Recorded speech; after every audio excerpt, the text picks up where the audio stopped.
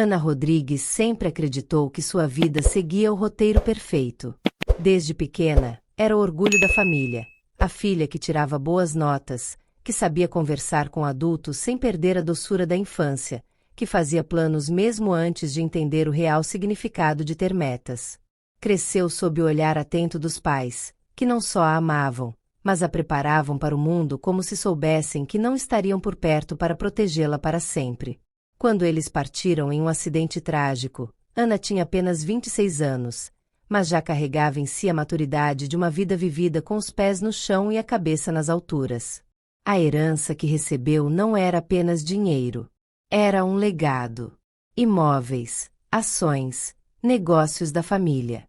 Ana decidiu que faria jus ao nome Rodrigues e transformaria o patrimônio herdado em um império. Sua rotina passou a ser cercada por reuniões, contratos e planilhas, mas, mesmo em meio à correria, nunca deixou de se manter reservada. Sabia que o dinheiro atraía olhares cobiçosos e, por isso, confiava apenas em um pequeno círculo de amigos e colegas de trabalho. Sua vida pessoal, no entanto, parecia uma extensão do escritório, prática, direta e sem espaço para romances ou distrações. Foi nesse cenário de autocontrole e foco absoluto que Ricardo Alves surgiu. O encontro aconteceu durante um evento corporativo. Ricardo, com seu sorriso fácil e olhar intenso, parecia saber exatamente o que dizer. Não era o tipo de homem que se destacava pela beleza, mas tinha um charme que envolvia.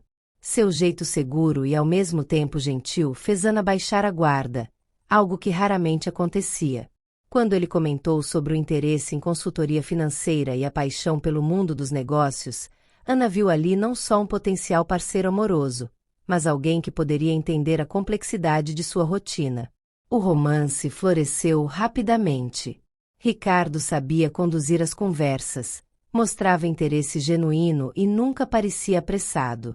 Deixava Ana confortável, ao mesmo tempo em que plantava pequenas sementes de dúvida sobre o mundo ao redor.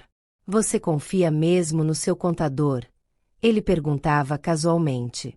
Acha que seus advogados estão mesmo do seu lado? Ana nunca se considerou uma mulher ingênua, mas a maneira como Ricardo falava, sempre cuidadoso, sempre preocupado, fazia com que ela começasse a questionar o que antes parecia imutável.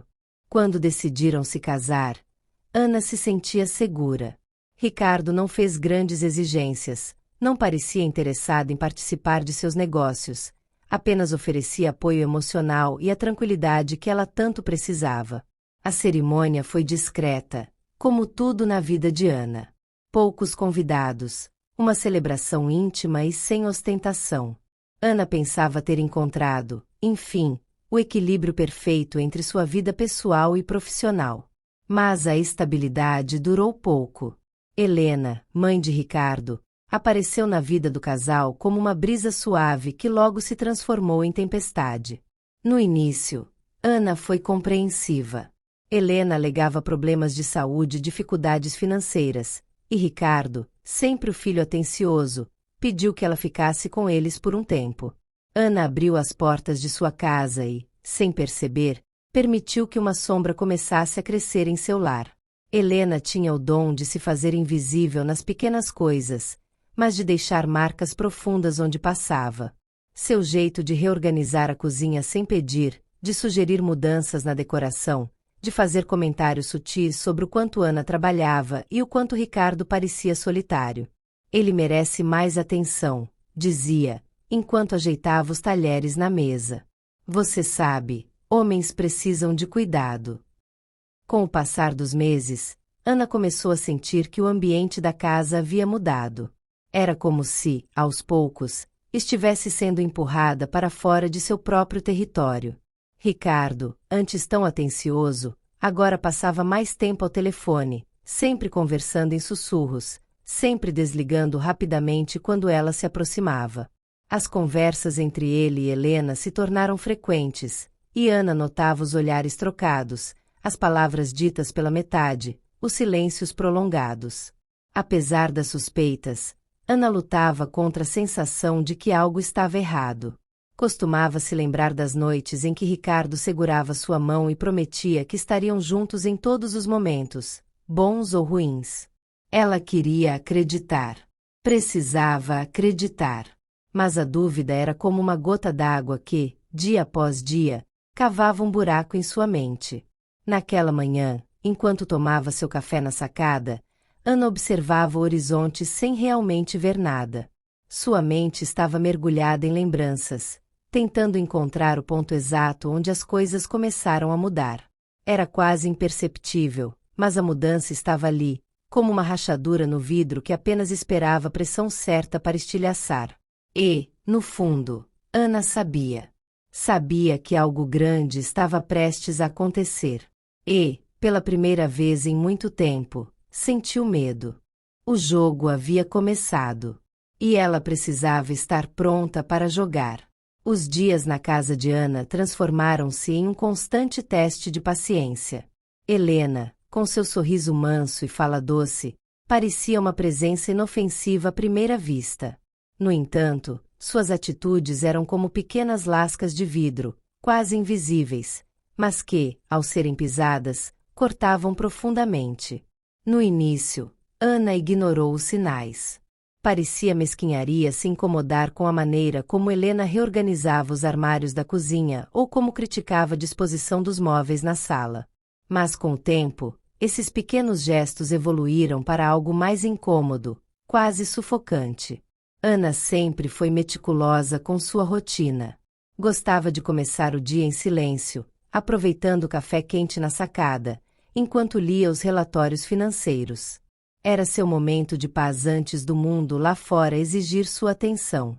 Mas Helena, sempre acordada antes de todos, passou a se sentar ao lado dela, iniciando conversa sobre o passado de Ricardo, lembrando das dificuldades que enfrentaram, das noites em claro preocupados com dinheiro. As histórias, recheadas de nostalgia e uma pitada de vitimismo, criavam uma atmosfera pesada. Ele sempre foi um menino tão bom, sabe? Dizia Helena, os olhos úmidos. Só precisava de alguém que o ajudasse a ter uma vida melhor. Essas conversas, no entanto, eram apenas o começo. Logo, Helena começou a se infiltrar nos negócios de Ana. No início, parecia uma curiosidade inocente. Perguntava sobre os investimentos, fazia comentários sobre o quanto era complicado lidar com advogados e contadores. Você deveria deixar Ricardo te ajudar mais, sugeria. Ele sempre foi tão bom com números. Ana, ainda tentando manter a paz, explicava educadamente que preferia manter os assuntos financeiros separados do relacionamento. Mas Helena não desistia. A cada negativa, seu sorriso se estreitava um pouco mais, como se registrasse cada recusa em uma lista invisível. Enquanto isso, Ricardo também começou a mudar. Antes, ele sempre apoiava as decisões de Ana, confiando em sua habilidade empresarial. Agora, parecia influenciado pelas palavras da mãe. Suas sugestões de investimento se tornaram mais ousadas, quase imprudentes. Insistia que deveriam diversificar, colocar dinheiro em negócios de amigos, emprestar grandes quantias para familiares que precisavam de uma mão amiga. Ana, sempre cuidadosa, recusava. No entanto, cada recusa era seguida por um silêncio desconfortável, como se ela estivesse sendo cruel ao proteger o próprio patrimônio. Certa noite, após um jantar especialmente desconfortável, Ana recolhia os pratos enquanto Helena e Ricardo conversavam na sala. As vozes baixas, quase sussurradas, faziam com que cada palavra parecesse um segredo. Ana não pretendia ouvir, mas, ao passar pelo corredor, algumas palavras chegaram até ela. Você precisa ser mais rápido, Ricardo, dizia Helena, a voz carregada de urgência. Ela é esperta demais. Se não agirmos agora, vamos perder tudo. O sangue de Ana gelou.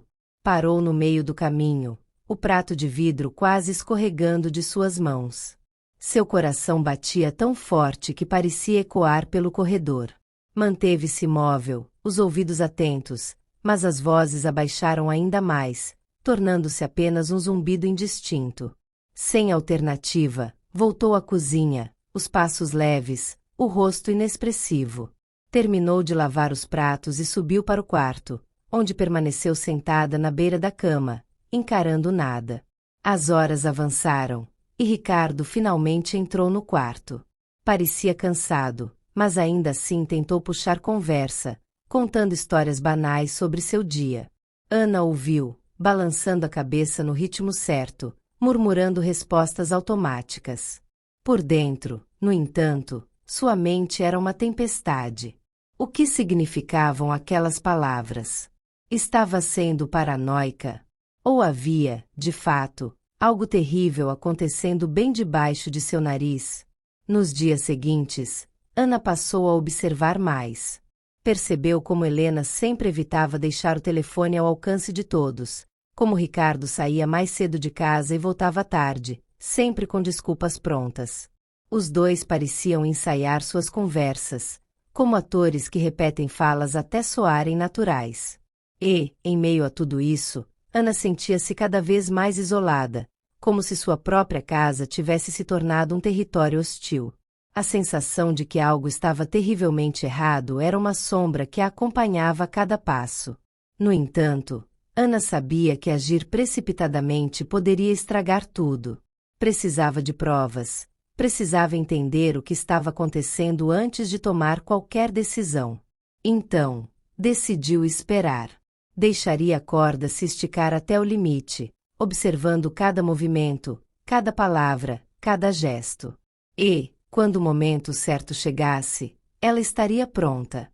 A tempestade havia chegado. Mas Ana não seria arrastada pela enxurrada. Ela se manteria firme, mesmo que, para isso, precisasse enfrentar o olhar daqueles que um dia juraram amá-la. Ana não sabia ao certo quando deixou de ser uma esposa e se tornou uma espiã em sua própria casa. Cada movimento seu agora era calculado, cada palavra proferida era uma isca lançada ao ar. O jogo, antes velado, começava a se revelar diante dela, e, a cada descoberta, o frio em seu peito aumentava. Ricardo e Helena não eram apenas manipuladores ocasionais, eram estrategistas, e ela, aparentemente, era o alvo principal de um plano meticuloso. Numa quarta-feira chuvosa, Ana decidiu sair mais cedo do trabalho. Não avisou ninguém.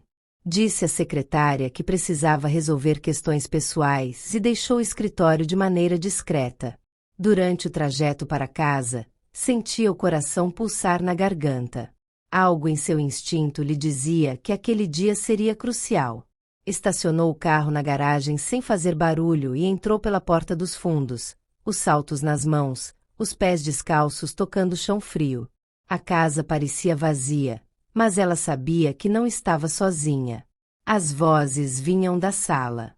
Baixas, mas nítidas o suficiente para que cada palavra cortasse o ar como uma lâmina. Ana se escondeu atrás da porta da cozinha, o corpo pressionado contra a madeira, o ouvido atento. Você precisa acelerar o processo, Ricardo.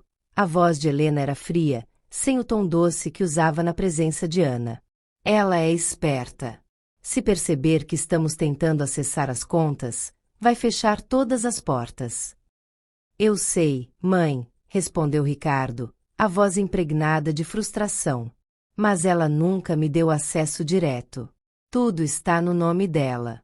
Precisamos convencê-la de que investir aquele dinheiro no projeto do Marcos é seguro. Assim, ela mesma fará a transferência.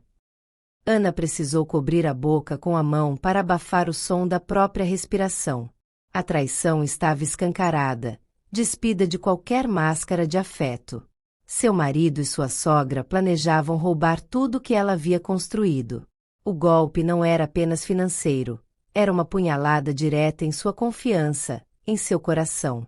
Eu ainda acho que você deveria tentar colocar alguma coisa na bebida dela, sugeriu Helena, o tom casual, quase como se estivessem discutindo a melhor receita para o jantar.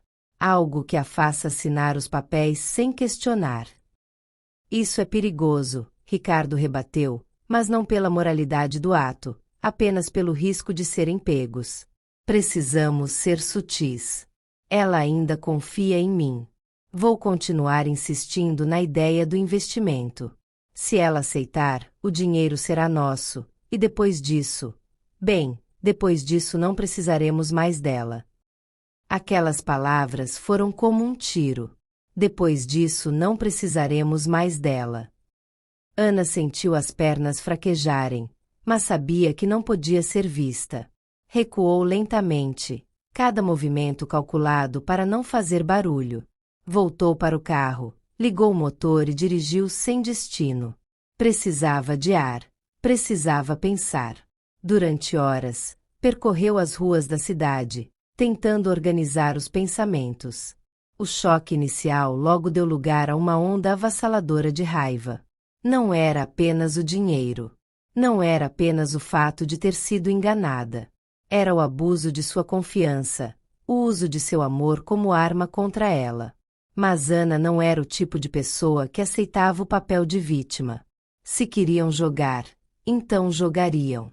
E ela faria questão de virar o tabuleiro. Quando finalmente retornou para casa, já passava das 10 da noite. Encontrou Ricardo na sala, o rosto preocupado. Onde você estava? Tentei te ligar o dia todo. Ana forçou um sorriso, um esboço perfeito de normalidade. Encontro com clientes. Acabou se estendendo. Meu celular ficou sem bateria. Aproximou-se dele, beijou-lhe o rosto e se deixou afundar no abraço que antes considerava um refúgio. Agora, aquele toque era apenas um lembrete de sua missão. Naquela noite, enquanto Ricardo dormia ao seu lado, Ana passou horas em seu notebook, pesquisando maneiras de proteger seu patrimônio. Enviou mensagens discretas para seu advogado, solicitando uma reunião urgente. Começou a reunir documentos, contratos, extratos bancários.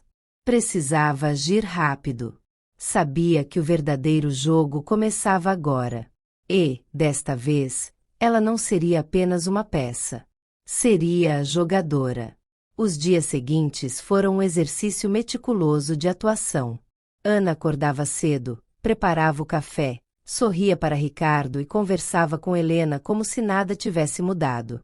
Mas, por trás do sorriso polido, havia uma mente afiada, tecendo uma teia invisível. Cada movimento seu era planejado. Cada palavra dita era uma peça posicionada no tabuleiro. Sabia que o menor deslize poderia comprometer tudo, então aprendeu a mascarar suas expressões, a controlar os batimentos do coração quando Helena se aproximava com suas perguntas carregadas de segundas intenções. A primeira parte de seu plano envolvia seus advogados. Sem levantar suspeitas, Ana agendou reuniões sob o pretexto de revisar contratos antigos e avaliar novos investimentos. Na verdade, estava movendo seu patrimônio para contas protegidas, criadas especificamente para situações de emergência. Transferiu ativos para o exterior, fechou contas conjuntas e estabeleceu cláusulas que impediriam qualquer movimentação sem sua autorização expressa. Cada assinatura, cada documento, era um tijolo erguido em torno de sua fortuna, transformando o que antes era vulnerável em uma fortaleza intransponível. Enquanto cuidava de seus bens, Ana também preparava o terreno para o contra-ataque. Criou contratos falsos, documentos que simulavam acordos de investimento altamente lucrativos.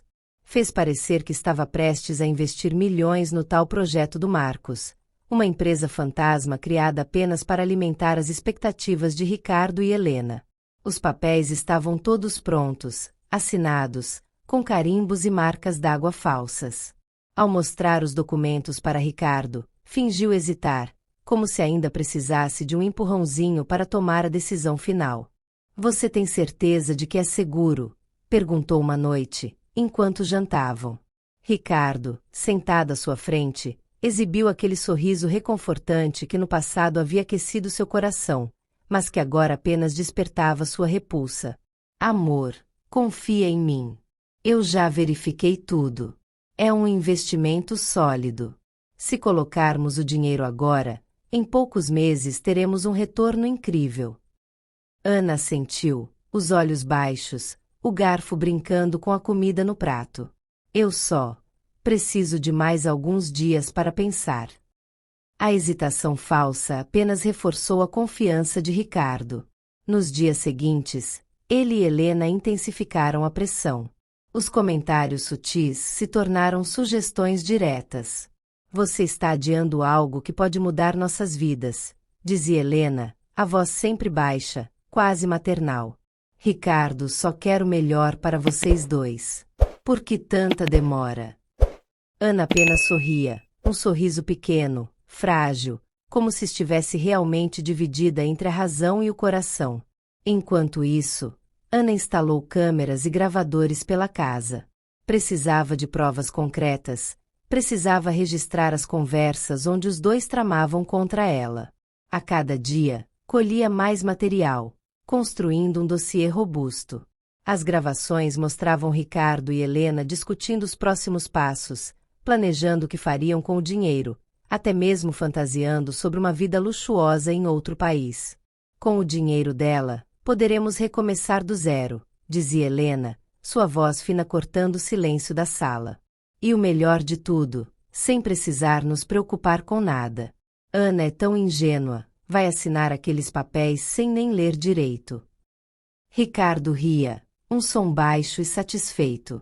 Quando ela perceber, será tarde demais. Ana assistia às gravações sozinha, no escritório trancado. Sentia uma mistura de dor e satisfação. A dor vinha da constatação de que o homem que amava era apenas um vulto, uma máscara construída para enganá-la. Mas a satisfação era ainda mais forte, porque agora tinha tudo o que precisava. Na manhã seguinte, Ana finalmente deu o passo final. Chamou Ricardo para conversar no escritório. Colocou os documentos falsos sobre a mesa e disse que estava pronta para investir.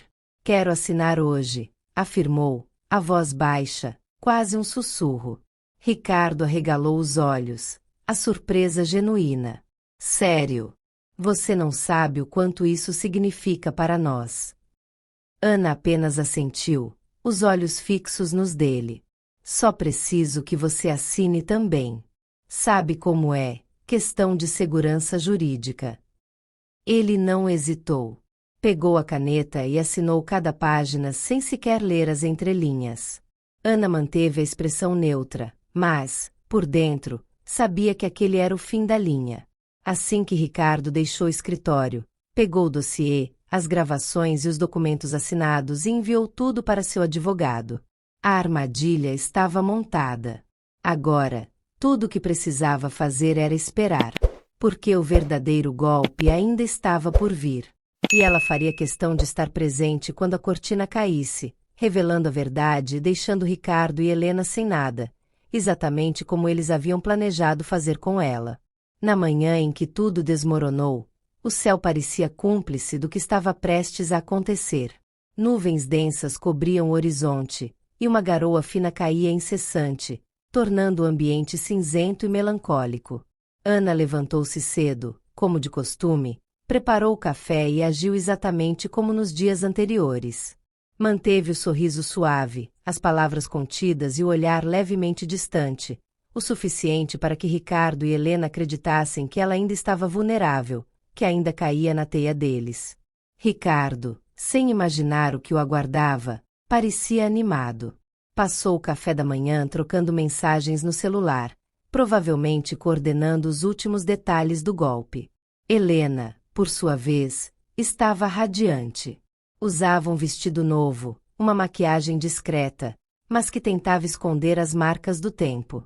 Parecia uma atriz se preparando para a estreia, sem saber que seu papel naquela peça estava prestes a ser desfeito. Ana, você pensou mais sobre o investimento? Perguntou Ricardo, os olhos brilhando com uma ansiedade mal disfarçada. Ana assentiu, colocou a xícara de café na mesa e respirou fundo. Sim, pensei. E acho que hoje é o dia certo. A expressão de Ricardo se iluminou. Helena se levantou, deu a volta na mesa e segurou as mãos de Ana com força. Você não vai se arrepender, querida. Esse é o melhor passo que você poderia dar. Ana apenas sorriu, um sorriso que não alcançava os olhos. Seguiram juntos até o escritório.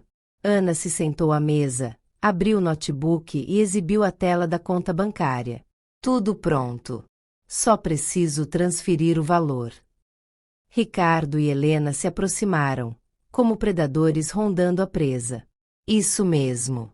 Vamos fazer isso juntos, para garantir que tudo esteja correto, disse Ricardo, a voz suave, mas os dedos batendo na mesa em um ritmo inquieto. Ana clicou nas abas certas, preencheu os campos da transferência e, antes de finalizar, olhou para os dois. Vocês têm certeza de que esse investimento é seguro? Ricardo revirou os olhos, impaciente. Claro, amor. Já falei com Marcos, ele garantiu que o retorno será dobrado em poucos meses. Então, tudo bem. Ana digitou a senha, clicou em confirmar e, em segundos, a tela exibiu a mensagem de transferência concluída. Ricardo suspirou aliviado. Helena soltou uma risada baixa. Finalmente, murmurou a sogra, sem se dar conta de que o jogo estava prestes a virar. Antes que qualquer um pudesse se afastar, Ana fechou o notebook, cruzou os braços e os encarou. Então, o que vocês vão fazer agora que minha conta está zerada? A pergunta pairou no ar como um trovão. Ricardo congelou. Helena, que ainda sorria, levou alguns segundos para compreender o significado daquelas palavras. O quê? Gaguejou ela. Minha conta. 5 milhões de reais. Tudo transferido. Agora não tenho mais nada, disse Ana, cada palavra cortante. Exatamente como vocês queriam. Ricardo se levantou tão bruscamente que a cadeira tombou para trás. Ana, o que você está falando? Era um investimento. Não, Ricardo. Era um golpe, respondeu Ana, a voz firme. Eu ouvi vocês. Sei que o plano era pegar meu dinheiro e desaparecer. Sei que você assinou documentos falsos, acreditando que estava me enganando, mas na verdade assinou uma confissão. Sei de tudo. Cada palavra, cada mensagem, cada transação. Helena deu um passo para trás, as mãos trêmulas. Isso é um mal-entendido. Você não pode, você não tem provas. Ana pegou o tablet sobre a mesa, deslizou o dedo na tela e reproduziu uma gravação. A voz de Helena ecoou pelo escritório. Quando ela perceber, será tarde demais. O rosto de Ricardo perdeu toda a cor. Você nos gravou? Eu documentei tudo, corrigiu Ana. E já enviei as provas para meu advogado. Neste exato momento, a polícia está a caminho. O pânico tomou conta dos dois. Ricardo tentou se aproximar, as mãos estendidas, o olhar suplicante. Ana, nós podemos resolver isso. Por favor, foi um erro. Foi, sim. O seu maior erro foi subestimar a pessoa errada. E então, como se o próprio destino tivesse coreografado o momento, a campainha tocou. A polícia entrou na casa, os oficiais sérios, profissionais, guiados pelo advogado de Ana. Em questão de minutos, Ricardo e Helena foram algemados, seus direitos lidos em voz alta. Eles gritavam, negavam, mas as provas eram irrefutáveis. Enquanto os levavam para fora, Ana permaneceu no escritório. Olhou para o extrato. O eco das sirenes desapareceu ao longe, levando com elas o peso sufocante dos últimos meses. A casa, antes preenchida pelas vozes traiçoeiras de Ricardo e Helena, agora parecia respirar alívio. Ana permaneceu no escritório por longos minutos, as mãos ainda apoiadas na mesa, sentindo o toque frio da madeira sob os dedos. O silêncio era quase estranho, uma ausência de ruído que permitia, pela primeira vez em muito tempo, que seus próprios pensamentos emergissem sem a sombra da dúvida ou do medo. Na manhã seguinte, o sol invadiu a casa com uma intensidade nova.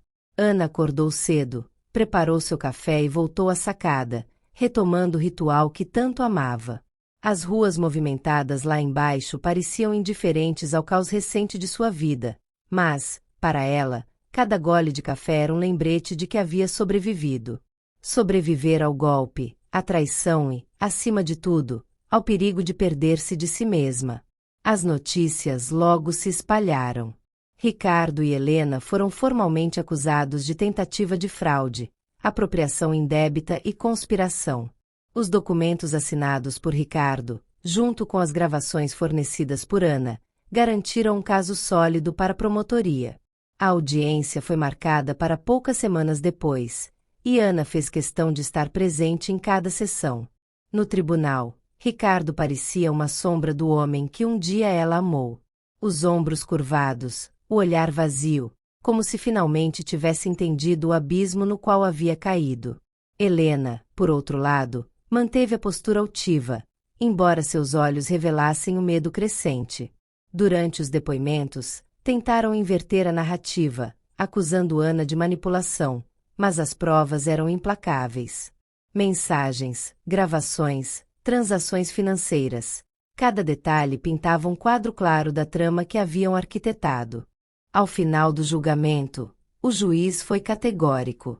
Ricardo foi condenado a 8 anos de prisão, enquanto Helena recebeu uma sentença de 5 anos. Além disso, todos os bens que haviam adquirido usando o dinheiro de Ana foram confiscados, revertendo o patrimônio para ela.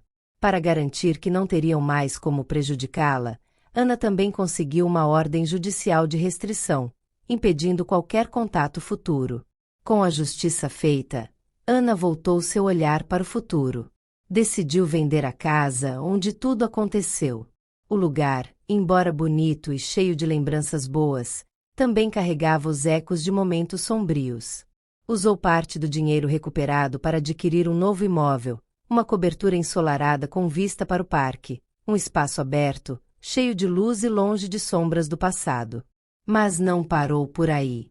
Inspirada pela própria experiência, Ana criou a Fundação Renove, dedicada a ajudar mulheres a protegerem seus bens e a se recuperarem de relacionamentos abusivos, tanto financeiramente quanto emocionalmente.